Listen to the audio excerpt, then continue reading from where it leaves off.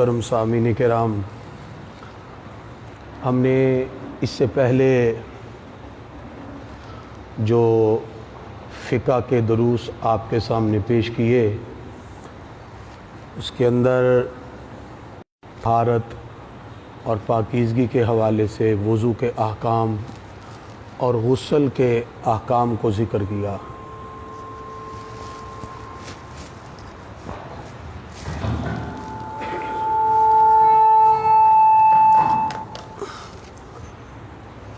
اور طہارت اور پاکیزگی میں جو وضو اور غسل کے احکام ہیں، اس میں آج ہم بات کریں گے کہ طہارت اور پاکیزگی حاصل کیسے کی جائے، اس کے ریسورس کیا ہیں، اس کا ذریعہ کیا ہے، وہ کس ذرائع سے حاصل کی جاتی ہے۔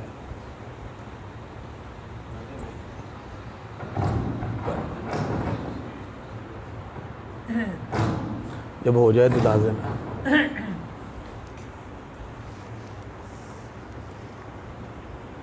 جی ہو گئی ہے آواز، بندہ پہلے آگے بول کے دیکھ لے۔ تو شریعت مطہرہ نے جو ہمیں اصول دیے، جو پیرامیٹرز بتائے، اس کے اندر اس بات کو، اس امر کو شرعی نقطہ نگاہ سے دیکھا جاتا ہے کہ طہارت اور پاکیزگی حاصل کرنے کے ذرائع کیا ہیں، اور اس ذریعہ میں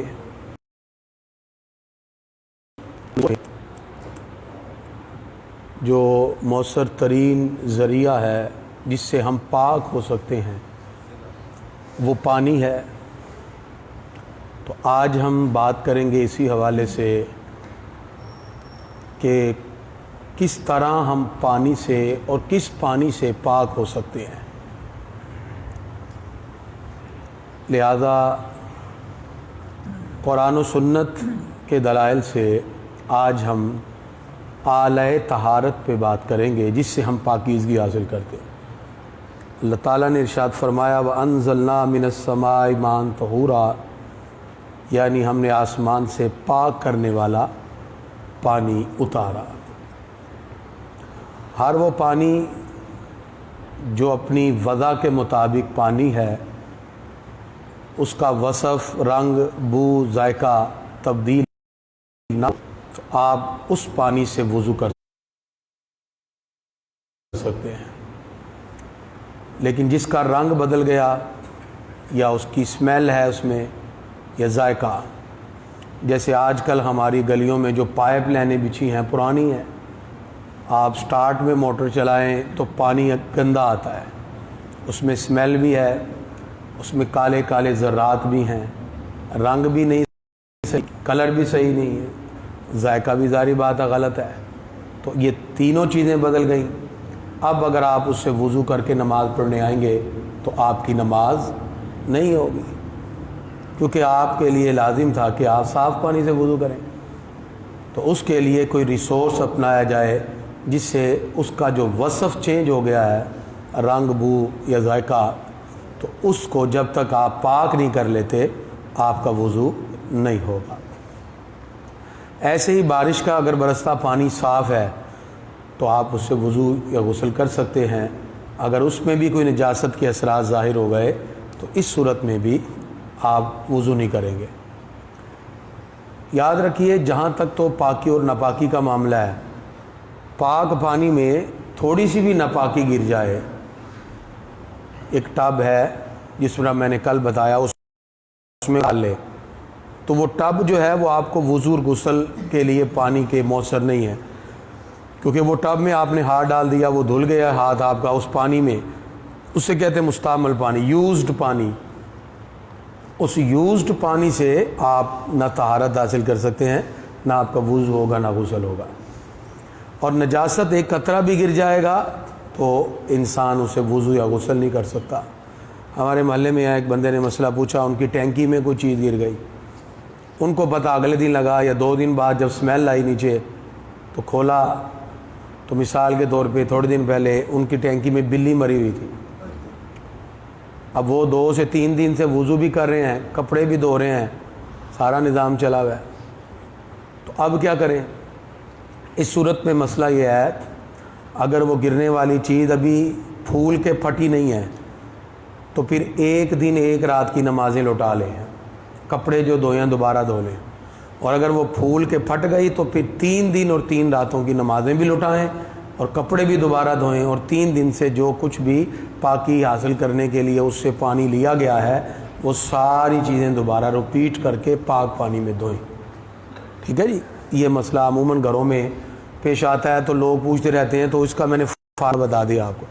چیز اگر پھولی پھٹی نہیں ہے, سر اندر پڑی ہے تو ابھی پھولنے کی کیفیت میں تھی تو 1 دن 1 رات کی, اور اگر پھول گئی پھٹ گئی تو پھر 3 دن 3 راتوں کا حساب لگایا جائے, اور اس حساب سے جو ہے کپڑے بھی دوبارہ دھو لیے جائیں, اور اسی طرح جو نمازیں اس سے پڑھی گئیں وہ دوبارہ پاک وضو سے 3 دن کی نمازیں دوبارہ لوٹائی جائیں. ظاہری بات ہے یہ پہلا سبب بنتا ہے پاکیزگی میں, آپ وضو کریں, یہ اعلی طہارت ہے. اس کے علاوہ جتنے بھی پانی کے معاملات ہیں اور صاف پانی جہاں سے بھی میسر آ جاتا ہے تو ان سے آپ طہارت حاصل کر سکتے ہیں, پاکیزگی بھی. سوال پیدا ہوتا ہے جو پانی کے حوالے سے, اس سے ہم وضو کر سکتے ہیں کہ نہیں؟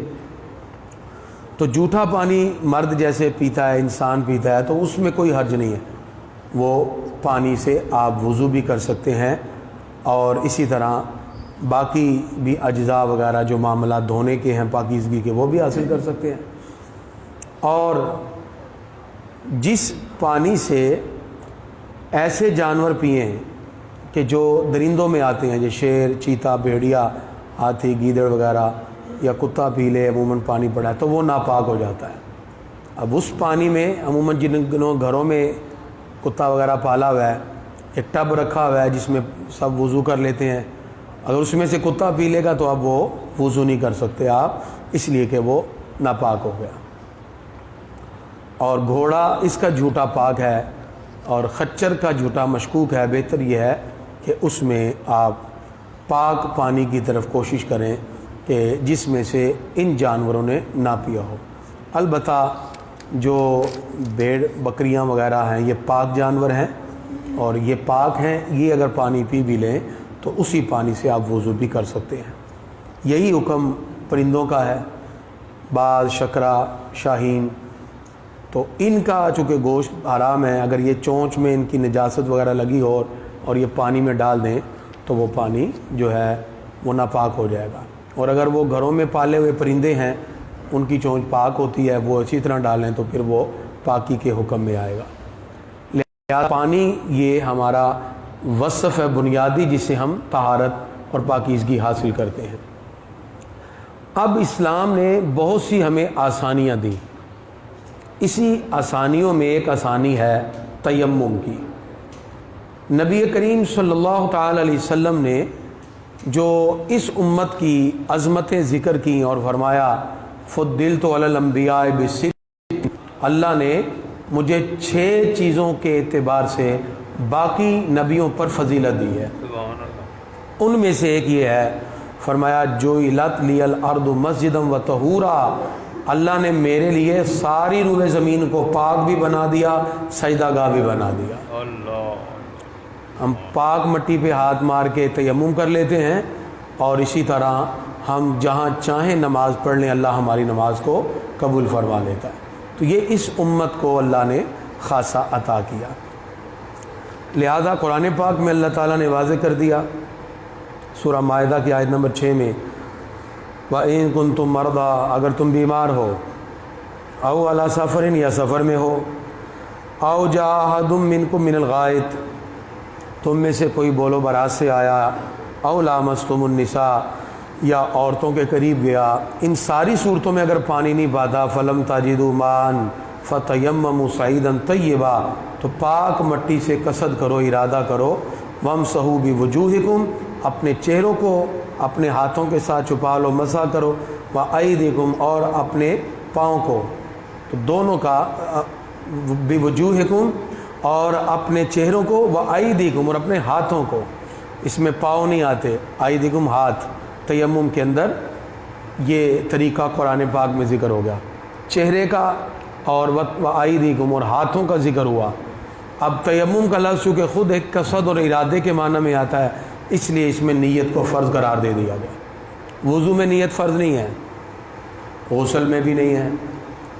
ٹھیک ہے، اور تیمم کے اندر پھر نیت فرض ہوتی ہے۔ اس کا طریقہ کار کیا ہے؟ آپ جب بیمار ہیں، ایک شخص، ڈاکٹر نے کہا کہ اگر آپ نے پانی یوز کیا تو بیماری بڑھ جائے گی، عموماً سردیوں میں یہ کیفیت ہوتی ہے، یا بندہ زخمی ہو گیا ہے، اب اگر وہ نہائے گا یا وضو کرے گا، اس کے اعضاء زیادہ زخمی ہیں، تو اس کو بھی شرع نے کہا کہ تیمم کر لے۔ اسی طرح اگر کوئی شخص بیماری کی کیفیت میں ہے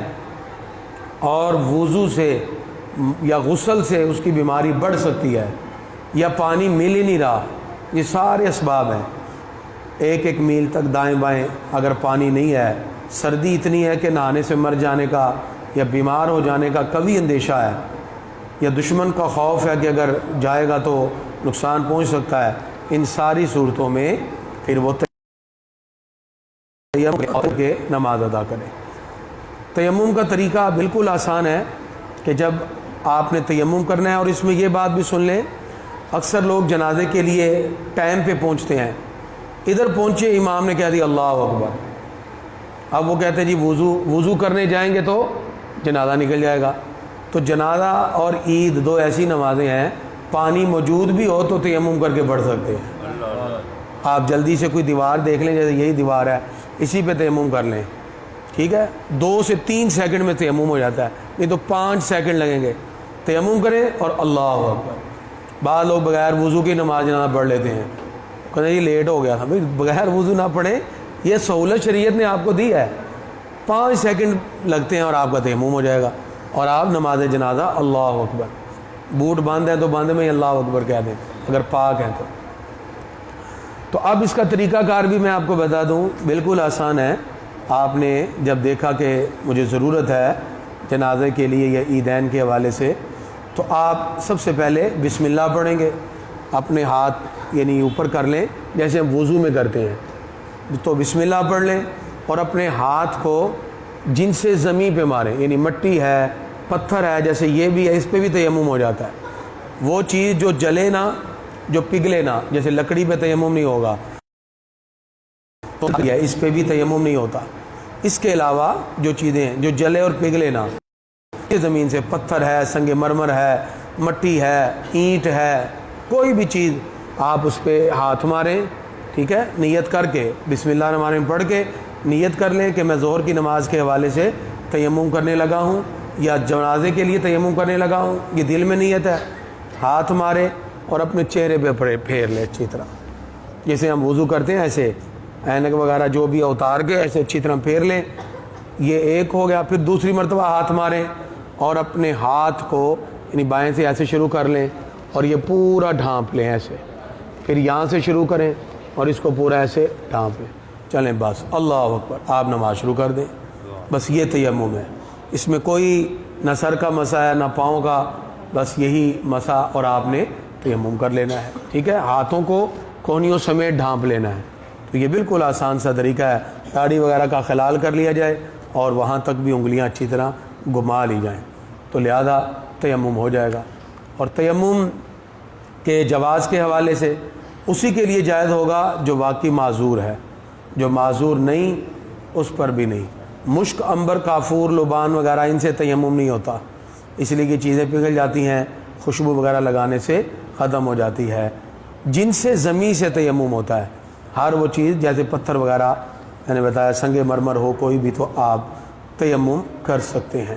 جس طرح وضو ٹوٹ جاتا ہے یا اسی طرح تیمم بھی، اور تیمم وضو کے لیے بھی درست ہے، غسل کے لیے بھی درست ہے، یعنی آپ وضو کے لیے پانی نہیں پاتے یا بیمار ہیں تیمم کر لیں۔ اسی طرح غسل کے حوالے سے بھی، غسل فرض ہے لیکن آپ غسل کر نہیں سکتے، بیمار ہیں، طبیعت خراب ہے، کوئی بھی کنڈیشن ہے، تو آپ کیا کریں، نجاست کپڑے وغیرہ سے پونچھ لیں، ٹیشو پیپر سے جیسے بھی، وہ صاف کر لیں جگہ، اور باقی آپ تیمم کر کے نماز ادا کر لیں۔ دیکھ لیں آپ کتنی آسانی ہے۔ وضو کا نائب بھی تیمم ہے، غسل کا نائب بھی تیمم ہے، دونوں کے لیے شریعت نے اجازت عطا فرما دی، اور اس میں آسانی کے ساتھ آپ تیمم کر کے نماز ادا کر سکتے ہیں۔ شریعت مطہرہ نے یہ سہولت، یہ آسانی آقا علیہ الصلوۃ والسلام کی امت کو عطا کی ہے۔ تو لہذا شریعت مطہرہ نے جو